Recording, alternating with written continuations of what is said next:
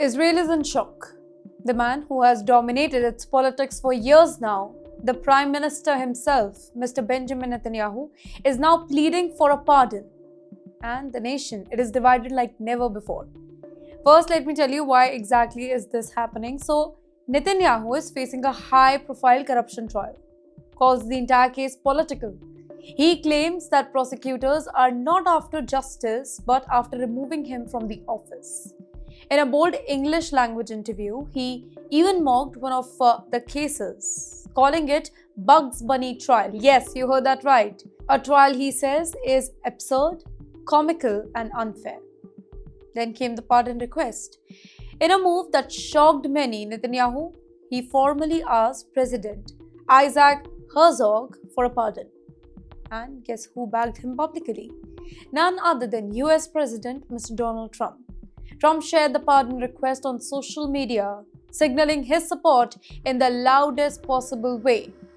This isn't just about politics, ladies and gentlemen.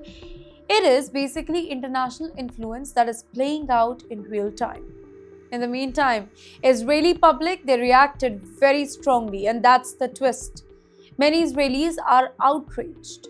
Citizens, opposition leader, civil rights groups, they argue that nobody is above the law. They fear that granting a full pardon would destroy trust in Israel's legal system. The country is now split. Supporters see Netanyahu as a victim of political witch hunts, and critics, they see him as a symbol of corruption and impunity. Now, you know why this matters so globally? So Netanyahu isn't just any politician, of course. He has shaped Israel's domestic policy, foreign relationship and security strategy for more than a decade now. Now a pardon, it could shake Israel's democracy to its core, strain relationship with allies who value the rule of law, influence the upcoming election and the balance of power in the Middle East. But now, after all the drama, the pardon has been rejected. That's right, the president, he has changed the future of Israel.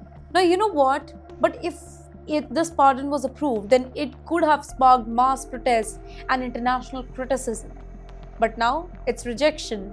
And Netanyahu, he might fight harder, escalate into a political tension and divide the entire country further. Though Israel stands at the crossroad, justice or politics, rule of law or political survival. So here's the bottom line, ladies and gentlemen, this isn't just about Netanyahu. It's about integrity of Israel's democracy, the influence of foreign power and the future of Israeli politics. Stay tuned to Times XP because the next few days could reshape Israel and the region forever.